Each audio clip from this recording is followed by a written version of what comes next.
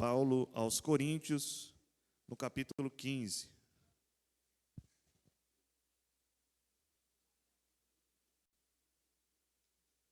Estou muito feliz de estar aqui essa noite, irmãos, de poder, mais uma vez, compartilhar a palavra do Senhor com vocês. Eu peço a Deus que, enquanto pregamos, você esteja conectado em espírito com o Senhor, para que Ele nos use aqui nessa ocasião. O capítulo é extenso, então eu vou ler alguns versículos para que nós possamos conectar aqui a história e então expormos a palavra de Deus. Eu vou ler do 3 ao 8, irmãos.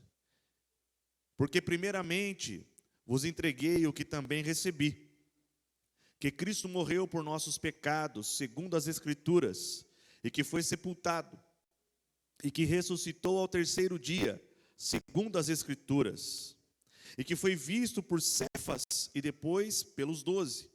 Depois foi visto uma vez por mais de 500 irmãos, dos quais vive ainda a maior parte, mas alguns já dormem também. Depois foi visto por Tiago, depois por todos os apóstolos, e por derradeiro de todos, me apareceu também a mim, como a um abortivo. Agora o verso 12 até o 22, me acompanhe.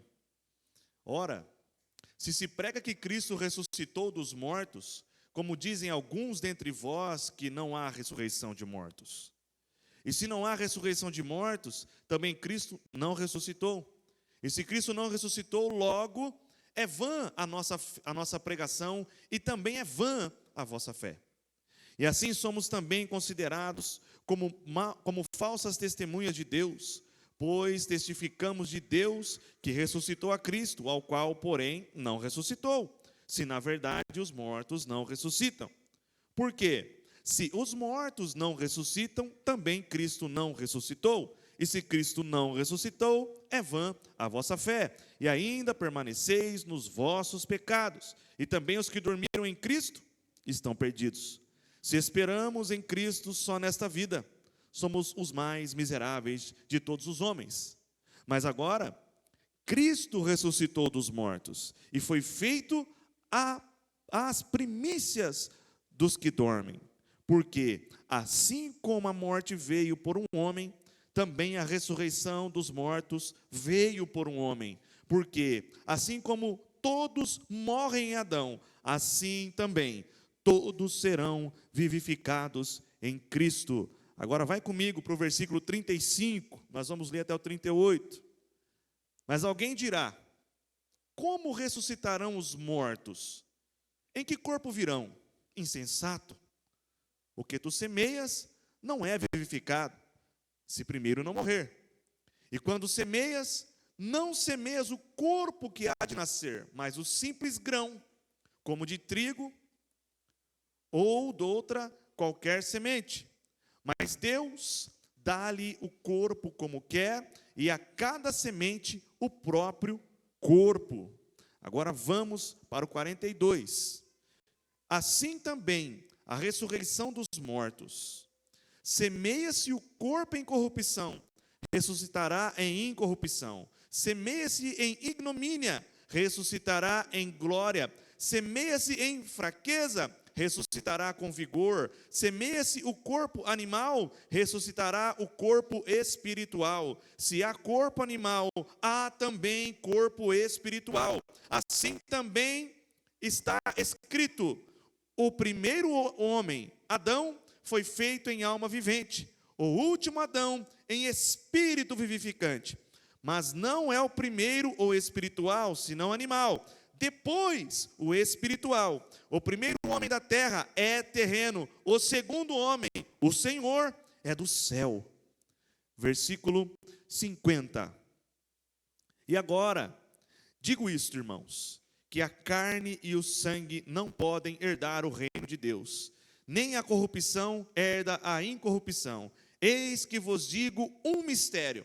Na verdade, nem todos dormiremos, mas todos seremos transformados, num momento, num abrir e fechar de olhos, ante a última trombeta, porque a trombeta soará, e os mortos ressuscitarão incorruptíveis, e nós seremos transformados.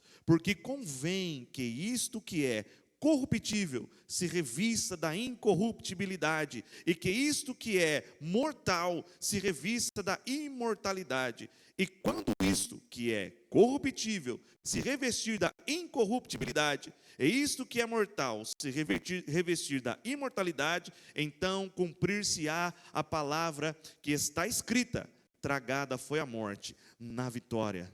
Onde está, ó morte, o teu aguilhão? Onde está, ó inferno, a tua vitória? 58. Portanto, meus amados irmãos, sedes firmes e constantes, sempre abundantes na obra do Senhor, sabendo que o vosso trabalho não é vão no Senhor. Amém? Meus queridos irmãos, para os fiéis de todas as religiões, o que importa a ser seguido são os princípios e os ensinamentos dos seus deuses, ainda que falsos deuses, sem haver uma preocupação se o que está escrito a respeito daquele Deus, ou daquela tradição da sua crença, tem base na realidade. Vou dar um exemplo para os irmãos. Se você for atrás dos escritos hindus, os indianos afirmam categoricamente, pastor Oséias, que entre os 12 e os 30 anos, Jesus de Nazaré esteve na Índia, aprendendo ali alguns ensinamentos espirituais. Bom, tem conexão com a realidade? Não tem. Não há sequer uma evidência histórica ou arqueológica que aponte que Jesus tenha estado na Índia uma vez sequer. Mas eles acreditam nisso. Eles acreditam nisso. Da mesma forma, o Islã, ele prega que Jesus é menor que Moisés. Foi apenas mais um dos profetas, mas menor do que Moisés, menor do que Abraão. Mas a Bíblia registra tanto Abraão quanto Moisés apontando para o Cristo, Cordeiro de Deus, que tira o pecado do mundo. Esta é a realidade. Mas para quem acredita no Islã, não importa a realidade. No entanto, meus irmãos, o cristianismo, a religião que professamos, é diferente. No nosso caso, nós somos a única religião da qual os fatos importam. Pois o livro que embasa a nossa fé foi escrito com base numa realidade espiritual, mas também uma realidade terrena. Ou seja, o crente, quando ele lê a Escritura Sagrada, ele crê que os acontecimentos nela descritos foram de fato ocorridos na realidade. E nós recorremos também à veracidade histórica desses acontecimentos para darmos a razão da nossa fé. Em outras palavras, quando você lê que um menino que era pastor de ovelhas, o sétimo dos seus irmãos, foi ungido rei e se tornou o maior rei de Israel, aqui na Escritura, você acredita que de fato isso ocorreu na realidade. E eu vou dizer uma coisa para você, crente. Por muitos anos, por muitos séculos, se duvidava da existência de Davi, pastor. Porque não havia uma evidência histórica da existência de Davi. Há poucos anos, eu digo, há menos de 10 anos, estavam escavando lá em Jerusalém outras coisas, e por acaso encontraram uma inscrição de quem? Do rei Davi, provando que a Bíblia, mais uma vez, está certa, que aconteceu, que é verdade, que o fato histórico corrobora o fato bíblico. Então nós somos a religião que, quando entregamos a razão da nossa fé, nós não vivemos de fantasia. O que nós lemos, nós cremos que de fato ocorreu e tem base na realidade. O capítulo que eu acabo de ler aqui está relatando uma dessas realidades, a saber, a ressurreição de Cristo. Neste texto de Paulo aos Coríntios, a gente vai ver no contexto da ressurreição razões espirituais e históricas para crermos que Cristo ressuscitou. E meus irmãos, este capítulo, Paulo dedica a responder uma pergunta: é vã a nossa fé? É vã a nossa fé? Porque se Cristo de fato ressuscitou, está tudo certo. Mas se Ele não ressuscitou, a nossa fé seria em vão. Então, irmãos, eu quero, nos versículos da Sagrada Escritura, dentro desse capítulo 15, falar um pouco a respeito da ressurreição de Jesus. Nós estamos há uma semana, mais ou menos, do 25 de dezembro, onde comemoramos o nascimento de Jesus. Agora eu vou dizer uma coisa para você. Nós não estaremos aqui se Jesus não tivesse nascido. Foi porque Ele nasceu. Foi pelo que está descrito lá em Filipenses capítulo 2, diz que Ele, sendo Deus, não tomou por usurpação ser igual a Deus, mas antes despiu-se da sua glória. E despindo da sua glória, Ele se tomou numa forma humana, e como humana, forma que Ele tinha, Ele escolheu ser servo. Então Ele nasceu naquela manjedoura. Nós vamos comemorar daqui uns dias isso. Mas Ele também morreu. Se Jesus não morresse, não estaríamos aqui. Mas Ele morreu na cruz. Ele encarou o madeiro. Irmão, sabe por que morrer foi tão difícil para Jesus? Porque quando Ele nasceu, Ele se diminuiu, mas Ele não se desconectou do Pai. Mas quando Ele morreu, Ele teve que bradar. Ele disse: em voz angustiante, Pai meu, por que me desamparaste? A morte foi cruel para Jesus. Estamos aqui porque Ele morreu. Só que tem um terceiro evento. Se Ele só nascesse, só morresse, a obra não estaria completa. Mas Ele também, ao terceiro dia, ressuscitou. Aleluia. O túmulo não pôde contê-lo, irmãos. Não deu para a morte dessa vez. Dessa vez não deu bom para ela. Então, o que eu quero dizer é que Paulo, quando escreve esse texto, ele está tentando refutar alguns irmãos que dentro da igreja de Corinto não acreditavam na ressurreição de Jesus. Na verdade, o que eles não acreditavam? Eles não acreditavam na ressurreição dos mortos. E então Paulo chega falando o seguinte, ora, versículo 12, né? Vocês estão falando que não acreditam na ressurreição dos mortos, por implicação, também não podem acreditar na ressurreição de Cristo. E meus irmãos, Paulo começa a descrever, no versículo 14, 15, 17, 18 e 19, algumas situações, algumas implicações de que se Cristo não tivesse ressuscitado.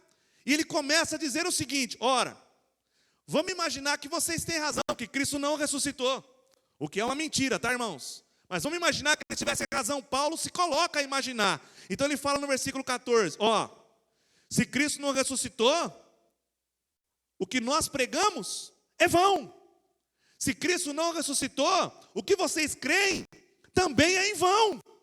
E depois ele prossegue no verso 15. E tem mais, além de serem coisas vãs, nós somos falsas testemunhas, porque nós estamos contando para todo mundo que Ele ressuscitou, quando Ele na verdade não ressuscitou. Se fosse verdade que Ele não ressuscitou, além da nossa fé ser vã, nós seríamos falsa testemunha. E aí ele começa a colocar um pouco mais de pimenta nesse caldo. E ele vai lá no versículo 17 e fala assim, se Cristo não ressuscitou, nós permanecemos no nosso pecado. Sabe o que é permanecer no seu pecado? Eu vou explicar rapidamente. Irmãos, não tem bom aqui. Não dá para olhar para ninguém e usar aquela alcunha popular de dizer, esse é o cara. Diante de Deus, estamos todos encerrados debaixo do pecado. Em Romanos está escrito que Ele nos encerrou debaixo do pecado. Para quê? Para com todos nós usar de misericórdia. Então, meus irmãos, Se Cristo não ressuscitou, Deus não pôde usar de misericórdia conosco, e ainda estaríamos perdidos. E então, irmãos, aqueles que morreram, também morreram achando, Osiel, que iam ressuscitar, mas estão perdidos. Se Cristo não ressuscitou, esta seria a realidade por fim. No verso 19 ele diz: ora, se nós esperamos Cristo, em Cristo, somente nessa vida, o que ele está querendo dizer? Se nós não cremos na ressurreição, somos os mais miseráveis de todos os homens. Por quê? Porque seguir a Cristo não é brincadeira. Quem está aqui nessa igreja hoje, aceitou Jesus como o único e suficiente Salvador da sua alma, se batizou nas águas em nome do Pai, do Filho e do Espírito Santo, confessou a sua fé e está seguindo Jesus, se olhar para a minha cara e dizer que seguir Jesus é fácil, meu irmão, tem alguma coisa errada. Ou você não está seguindo ele, ou você é um super-homem, porque para mim, eu tenho que renunciar a esse mundo, eu tenho que renunciar à minha carne, eu tenho que renunciar ao pecado, eu tenho que lutar contra as armas de Satanás. Não é fácil. Agora, se Jesus não ressuscitou, nós somos os mais miseráveis, porque nós estamos abrindo mão de tudo, para no final, não ganharmos nada. É isso que Paulo está dizendo. E o que Paulo diz aos coríntios, por causa daqueles que estavam lá dizendo que não criam na ressurreição, também acontece nos dias de hoje. Meus queridos irmãos, atualmente, muitos liberais elaboram teses e teses para pôr em dúvida a ressurreição de Jesus. Uma das teses é dizer que as mulheres que foram ao túmulo erraram o túmulo, não prestaram atenção onde Jesus foi enterrado, foram num outro túmulo, chegou lá, o túmulo estava aberto, porque estava esperando um outro defunto, falou: ele ressuscitou. Com base em que dizem isso? Em nada, não tem nenhum fato histórico que aponta isso. A outra tese é que os discípulos precisavam continuar ganhando dinheiro. Olha só essa tese, irmãos. O que eu estou falando para vocês é coisa séria que acontece no meio evangélico, na academia, de gente que quer deturpar a cabeça do crente. Que, como os apóstolos deixaram tudo para seguir Jesus, eles viviam no que entrava no caixa, que Judas cuidava do caixa. Quando Jesus morreu, acabou a fonte de renda.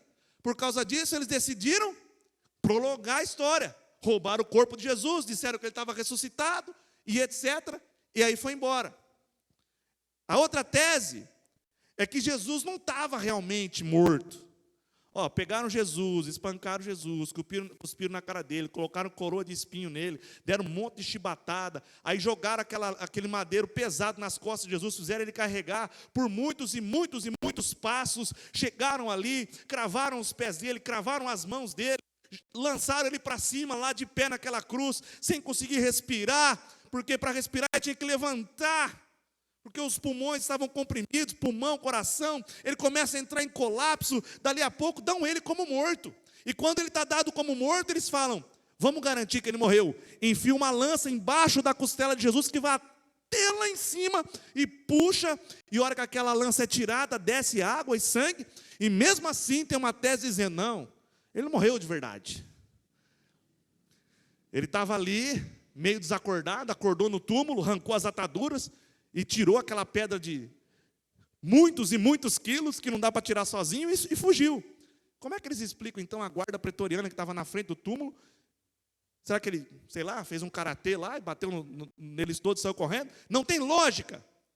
Mas existem muitas e muitas teses que querem roubar a fé dos cristãos, dizer para nós não crermos na ressurreição de Cristo.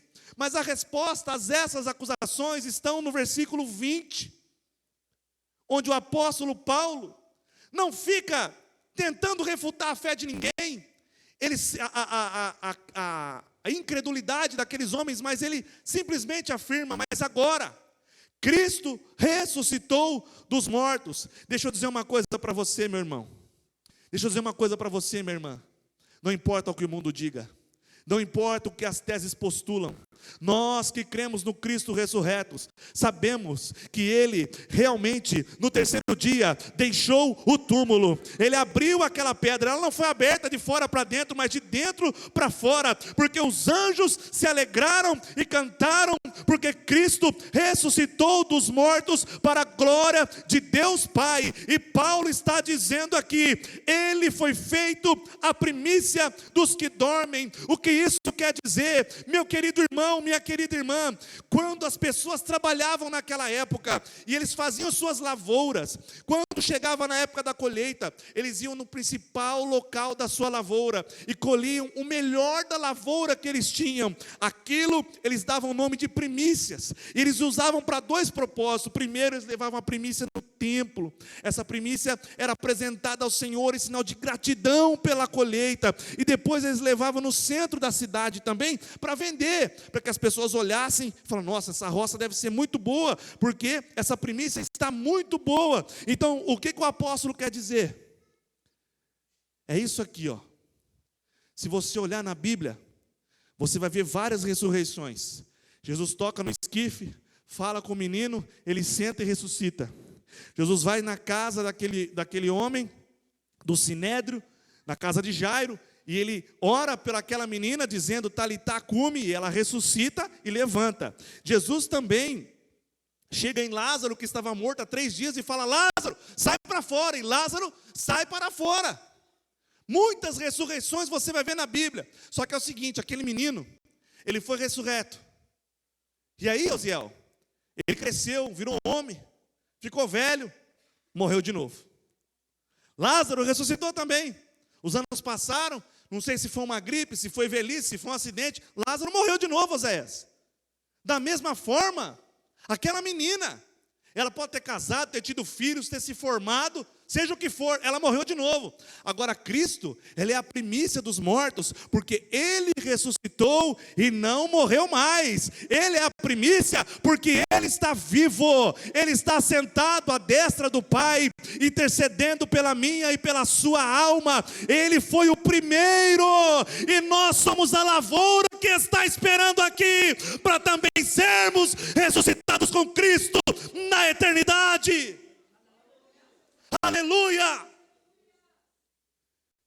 Ele foi feito a primícia dos homens. Da mesma forma que por um homem entrou a morte neste mundo, Deus disse a Adão: Adão, não toque nisso, rapaz. Se você tocar, você vai morrer. Mas Adão não resistiu. Comeu da fruta, desobedeceu a Deus. E todos nós sabemos aqui qual é o salário do pecado. O salário do pecado é a morte.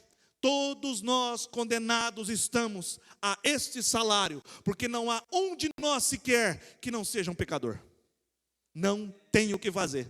Essa é a herança que Adão deu para mim e para você. Ninguém escapa desta herança, a morte.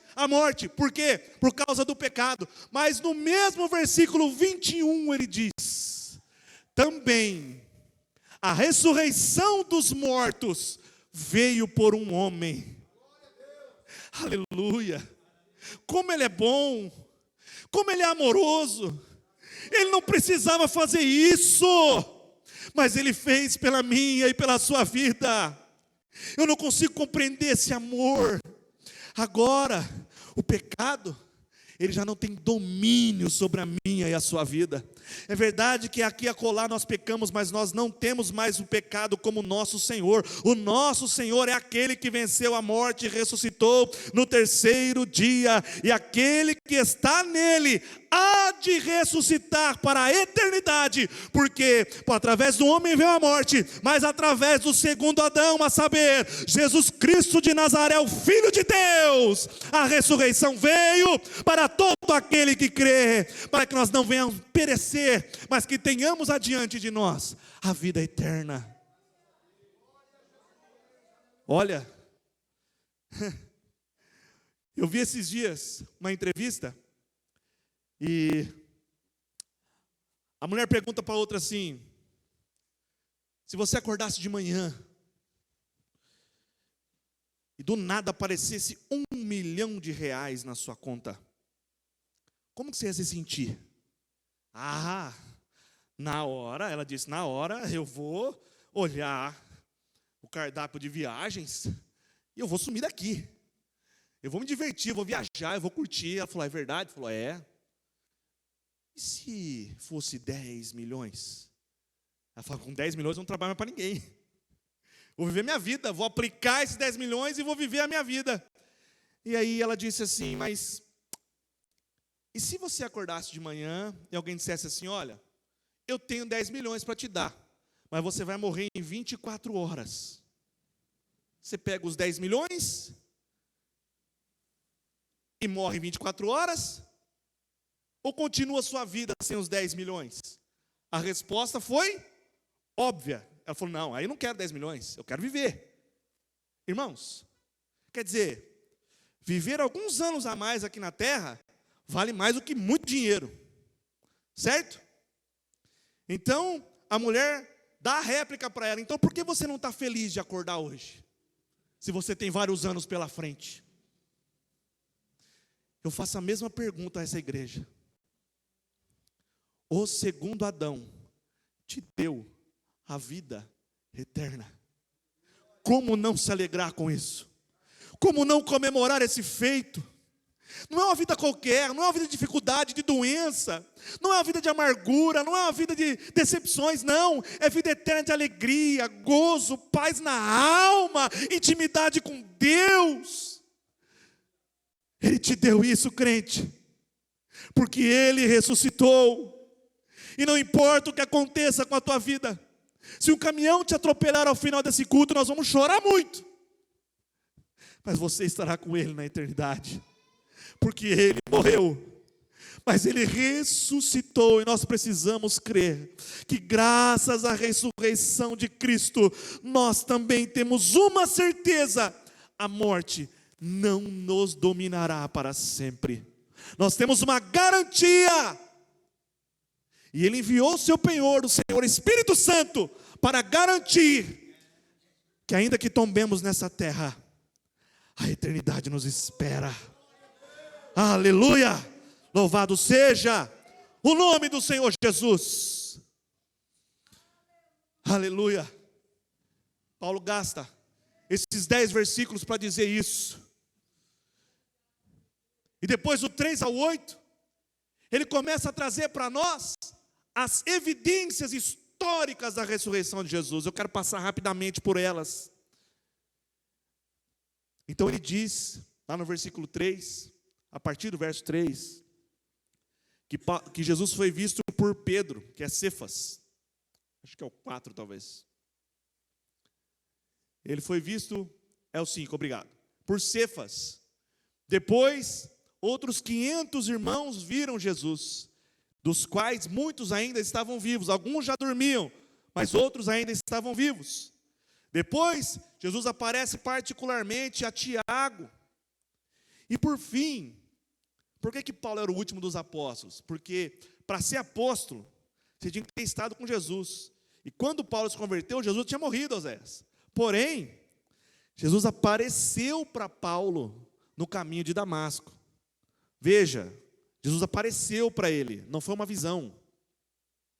Quem teve uma visão foi João, lá na ilha de Patmos. Quando as pessoas olhavam para João, talvez ele estava lá, Oséias, extasiado, olhando para cima, ninguém entendia o que estava acontecendo, ele estava vendo, na coxa escrito, Rei dos Reis, Senhor dos Senhores. Ele estava vendo lá os olhos como fogo, o rosto como sol, pés como latão, os cabelos alvo como a lã. Mas ninguém sabia o que estava acontecendo, estava dentro da cabeça de João, ele estava tendo uma visão, mas Paulo não foi uma visão, porque os outros que estavam com ele também viram o clarão de Jesus. Então Jesus aparece para ele, essa é mais uma evidência. Existem tantas outras evidências, irmãos. Por exemplo, os 4 evangelhos falam que Jesus ressuscitou. Sim ou não, irmãos? Sim. Mateus, Marcos, Lucas e João vão dizer, Jesus ressuscitou. Mas cada um conta uma ótica diferente. Num diz que as mulheres chegou primeiro, no outro diz que mostrou para Pedro. Qual que aconteceu primeiro? Não sei, mas ele ressuscitou. Então, se eles tivessem combinado uma mentira, sentava numa mesa lá Mateus, João, Lucas e Marcos, né? Ó, vamos ver certinho para nós não errar. Quem chegou primeiro foi a mulher? Ou ele foi primeiro para ver Pedro? Ou ele foi primeiro no caminho de Emaús? Se fosse uma mentira, eles teriam combinado para que ninguém errasse o relato, mas não era mentira, cada um contou a partir da sua experiência, da sua pesquisa, da sua vivência com Jesus. A outra evidência, irmãos, é a seguinte: vamos imaginar que eu, pastor Oséias, a gente está querendo aplicar um golpe, e aí eu sento com o Oséias, a gente combina, pastor, ó, nós vamos falar isso, isso, isso e isso, e aí a gente fala, sai falando para todo mundo. Detalhe, as pessoas começam a acreditar em nós. O Wagner acredita, compra a nossa ideia. Opa, beleza, o irmão Orlando também. Aí vem o Simval, o Adão, daqui a pouco o grupo já tem 10, 15, 20. Aquele negócio se espalhou e está todo mundo acreditando na nossa mentira. Só que aí, Oséias, a nossa mentira começa a causar dano ao município. Porque o município é religioso, ele tem um viés. Agora a nossa religião está crescendo, eles vão dar um jeito de impedir, não vão? E aí então ele vai apertar eu, Oséias, né? E aí eles vão falar assim, é o seguinte, hein? Fala a verdade. Se for mentira, vocês estão mortos. Nós vamos matar vocês com requinte de crueldade. Eu não vou falar pelo Oséias, eu vou falar por mim. Eu confesso na hora. Entre morrer e ficar vivo, eu já falo, não, eu dei uma inventada aqui, eu dei uma exageradinha, eu menti. Eu vou falar isso. Agora, presta atenção nisso, irmãos. Presta atenção nisso, eu só vou dar alguns exemplos. Tiago foi morto a espadada e decapitado, porque pregou a mulher do governante se converteu, e eles foram para cima de Tiago, Tiago não negou, arrancaram a cabeça dele. Mas se fosse mentira, se Cristo não tivesse ressuscitado, por que ele deixou arrancar a cabeça dele, irmãos? A mesma coisa aconteceu com Filipe, Pedro e André. Filipe foi crucificado igual a Jesus. André foi crucificado em X. Pedro falou, não sou nem digno, hein? Me põe de cabeça para baixo, eu não sou digno de ser crucificado como ele foi. Se esses homens estivessem mentindo, não tinha como. Eles iam negar, alguém ia entregar. Mas isso é a veracidade de que Cristo realmente ressuscitou, irmãos. Aqueles homens deram suas vidas por essa verdade. O mais incrédulo deles, Tomé. Sabe como que ele morreu? Ele pregou, gente se converteu, mandaram ele negar, ele não negou. Começaram a enfiar lança nele, pedindo para ele negar, e ele não negou, ele morreu. Irmãos, naquela época, o testemunho de uma mulher não tinha valor algum. E os apóstolos não se importaram de deixar as mulheres dizerem o que viram. Se fosse uma propaganda, Zé, se fosse uma mentira, eles iam colocar Pedro para contar e não as mulheres. Tudo isso evidencia que Jesus realmente ressuscitou. Mas eu quero dizer uma coisa para você nesta noite. Todas essas são evidências históricas. Mas o Cristo que ressuscitou, ainda hoje, Ele se revela ao homem que abre o seu coração para Ele. Que se arrepende dos seus pecados. Que recebe Jesus no coração como o único e suficiente Salvador. Você que está aqui essa noite não precisa de evidências históricas. Você não precisa de evidências da razão. Você pode experimentar Deus na sua vida por completo, porque Ele é um Deus vivo, porque Ele é um Deus presente, Ele é o Emanuel, o Deus conosco, como está escrito em Romanos 10:9, se com a tua boca confessares ao Senhor Jesus, e em teu coração creres que Deus o ressuscitou dos mortos, você será salvo. Essa palavra é para você. Olha, eu acredito que se eu pegar um cético e explicar tudo isso, irmãos, ele não vai acreditar. Mas um homem ou uma mulher cheia do Espírito pregando a palavra de Deus convence até o mais duro coração, não por suas palavras, por suas persuasões, ou por quaisquer coisas que sejam, mas é porque quem age é o Espírito Santo de Deus. É Ele que convence o homem do pecado, do juízo e da justiça. É Ele que trabalha no coração de pedra e transforma um coração de carne. Então esta noite, você que está me ouvindo, saiba, Deus quer trabalhar na sua vida, renovar as suas convicções, para que você creia que o Cristo ressurreto também é com você e quer te levar para o céu, ressuscitando com Ele naquele dia. Aleluia! Muito bem. Se é verdade que Cristo ressuscitou, aí nós vamos já lá para o verso 35 ao 38 e por diante. O que há de ser de nós? Então Paulo, ele começa a fazer a seguinte indagação: como ressuscitarão os mortos? E em que corpo virão? E para ilustrar isso, ele começa a explicar um princípio. Irmãos, quem aqui gosta, eu vou pegar uma fruta bem brasileira, manga. Acho que quase todo mundo gosta de manga, né? É um ou outro que não vai gostar de manga, né? Você vai lá no mercado comprar manga, ou na quitanda, como é que a manga está exibida? Eles pegam do pé, lava ela, Oséias, passam uma cerinha para ela brilhar. E aquela fruta integral é exibida ali na bancada.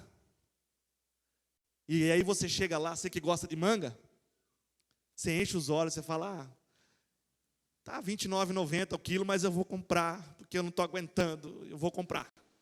É assim ou não é? É desse jeito. Agora você já viu algum quintandeiro abrindo a manga, tirando o caroço da manga e colocando ali, exibido para você comprar a manga? Não. Por quê? Ninguém tem interesse na semente. Você quer semente para quê?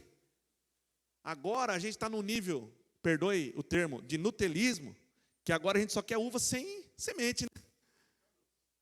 Se tiver sem semente, é essa que a gente vai comprar. Ninguém dá valor à semente, porque a semente não é bonita igual a fruta.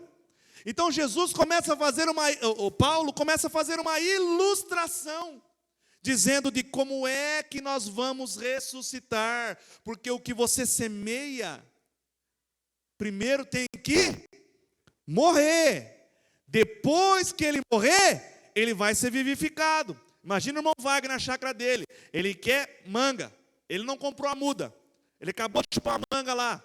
O que ele vai fazer? Ele vai pegar aquele caroço, vai abrir a terra ali, vai colocar, eu acho que é assim, né? Não sou agricultor, irmãos, vai me perdoando aí. Vai pôr ali, né? Vai tampar, vai pôr uma água, um negócio, e vai deixar, e vai cuidar, e aquele negócio vai sair uma árvore dali. Vai sair um galinho, daqui a pouco o negócio está grande e está dando fruto. Então, a beleza daquele caroço de manga não está para comparar com um pé de manga frondoso, que dá muitos frutos. Sabe o que quer dizer com isso? Olha para você. Às vezes você até se acha, né?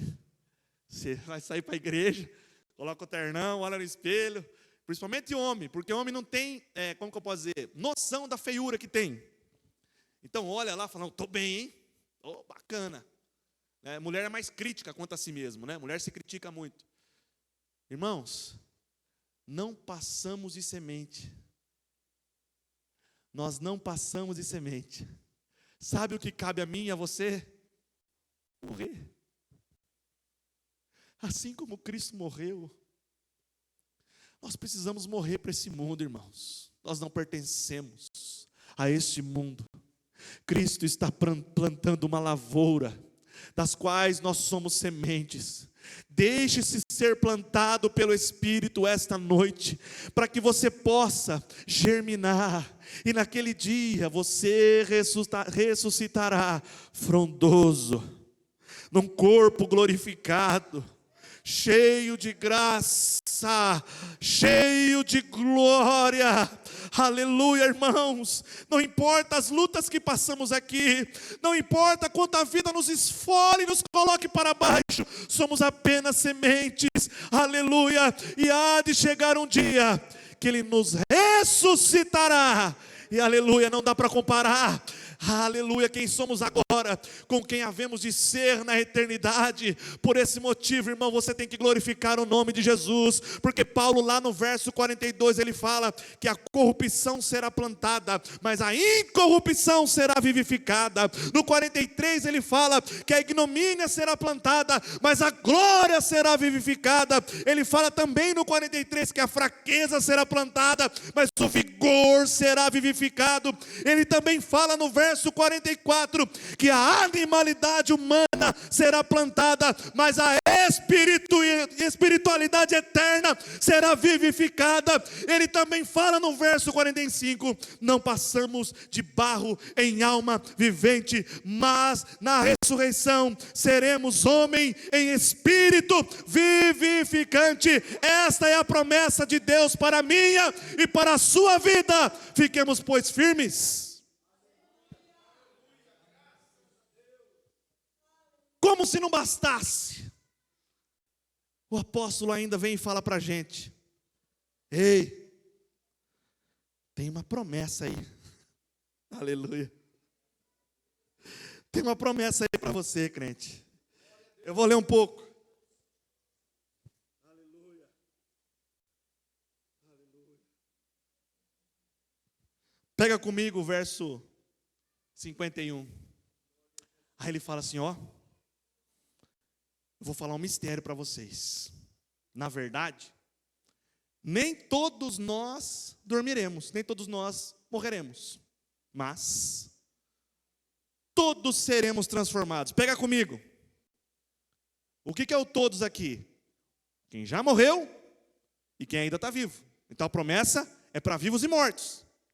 E aí ele prossegue dizendo: aleluia, no momento, no abrir e fechar de olhos ante a última trombeta, porque a trombeta soará, e os mortos ressuscitarão incorruptíveis, e nós, eu e você, se estivermos aqui, seremos transformados. Não vai demorar, é uma piscadinha de nada. Quando a trombeta tocar, você será transformado. Ah, irmão Denilson, mas e se eu não estiver aqui?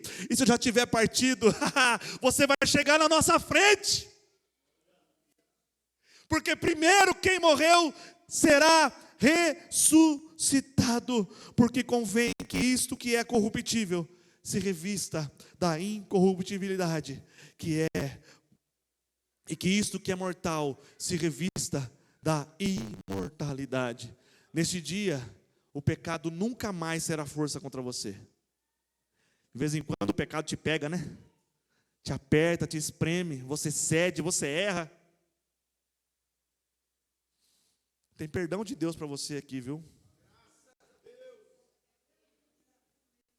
O adversário te oprime.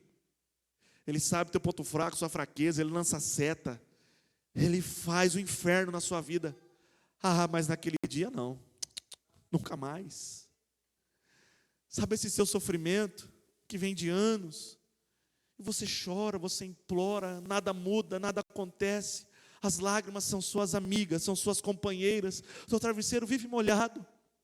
Naquele dia, Ele vai enxugar dos teus olhos toda lágrima. Não haverá pranto mais, não haverá dor, não haverá doença, não haverá mais desavença. Você não vai ser mais desprezado, você não vai ser mais rebaixado. Naquele dia, não vai acontecer mais isso, não. Naquele dia, aleluia, você vai poder dizer, assim como Paulo disse aqui: ei, morte, aonde está o teu aguilhão? Onde está, inferno, a tua vitória? Eles serão vencidos para sempre, porque Cristo ressuscitou e há de nos ressuscitar naquele dia. Aleluia. Para encerrarmos, o que faremos então até a ressurreição? Enquanto a gente não tomba, enquanto a morte não vem, enquanto Cristo não volta, o que faremos?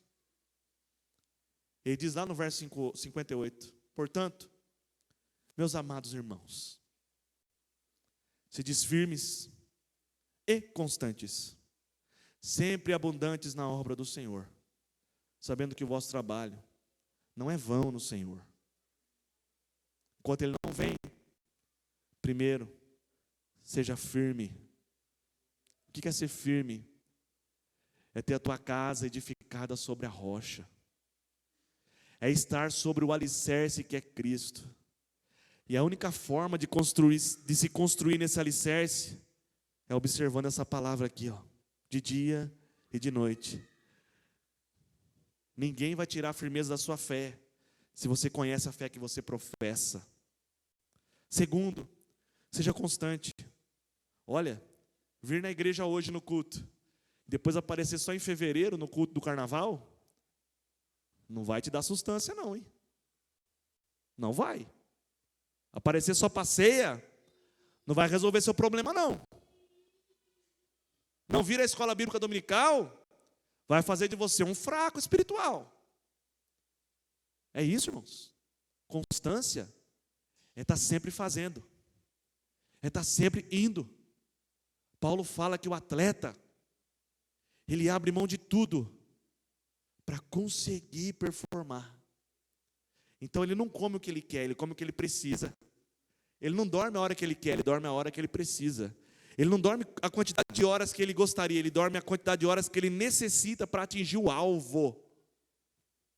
Ser firme e ser constante. Ser constante é assim, ó. Não estou com vontade de ir para o culto, mas eu vou. Eu vou. Deus merece. Eu vou prestar meu culto a Ele. Estou cansado, estou preguiçoso, estou deitado aqui, a televisão está gostosa, o ar-condicionado está bom. Para quem tem. Mas eu vou. Eu vou lá cultuar. Rapaz, não quero orar, mas eu vou orar. Eu não quero ler Bíblia, mas eu vou ler Bíblia. Eu não quero participar com as irmãs, mas eu vou participar com as irmãs. Essa foi a comunidade, a família que Deus me deu. Eu vou andar com ela até a gente atravessar do outro lado do rio. É assim que é ser constante. E por fim, irmãos, ser abundante. O que é ser abundante? Isso aqui me bateu tanto. Como é que você é lá no seu trabalho, hein? Você se destaca, né? De vez em quando alguém passa por você e fala, ó, esse aí é brabo, hein? Esse cara manja muito. Esse sabe. Rapaz, fulano de tal é um exemplo. Por quê? Por que as pessoas falam isso de você? Você está abundante lá, meu irmão. Você está quebrando tudo. Está estudando mais que todo mundo, está se dedicando mais que todo mundo, está fazendo hora extra sem ninguém pedir. Você está caprichando no teu trabalho, agora que a pessoa vê o resultado e fala, rapaz, quem que fez isso aqui? Foi o fulano de tal. Ah, tá explicado. O fulano de tal é assim mesmo. Ai, ai. Aonde que ele está pedindo para ser abundante aqui, irmãos? Na onde? Na obra do Senhor. Todo mundo pode abundar na obra do Senhor. Eu e você. Todos nós. Às vezes você está olhando para mim e fala assim, rapaz, eu não tenho utilidade. Para com isso, rapaz. Para com isso. Para com esse negócio. Às vezes você é bom em ensinar, em alfabetizar. Tem irmãos aí na igreja que querem ser alfabetizados. Deus quer usar você. Às vezes você é bom em contabilidade. Já sentou com o tesoureiro, já fez uma planilha bonita para ele, já mostrou um sistema legal. Às vezes você é bom pedreiro. Um monte de coisa para fazer aqui. Às vezes você é bom para falar. Se dedica. Lê a Bíblia. Estuda. Aprenda. E vem falar. Deus quer te usar nisso. Precisamos abundar nessa obra, irmãos. Aqui dentro. E também lá fora. Billy Graham dizia, nós somos a Bíblia que o mundo lê. Eu espero, aleluia, do meu coração, que eu não tenha tantos borrões, que eles não possam ver Cristo em mim. Vamos abundar nessa obra, irmãos. Deus espera de nós isso. E tem uma coisa, eu não sei como que vai ser, tá? Eu não acho que vai ser em termos materiais, mas naquele dia, quando você chegar lá e falar para Deus, como os apóstolos falaram, eu larguei tudo para abundar na sua obra, Senhor. Ele vai falar: fica tranquilo, Aqui está o seu galardão, prometido a todos aqueles que abundaram na minha obra. Deus não deve para ninguém, aleluia. Que nós possamos crer na ressurreição, viver para sermos ressuscitados, aleluia. E enquanto Ele não vem, firmeza, constância e abundância na obra do Senhor. Amém? Deus abençoe a todos.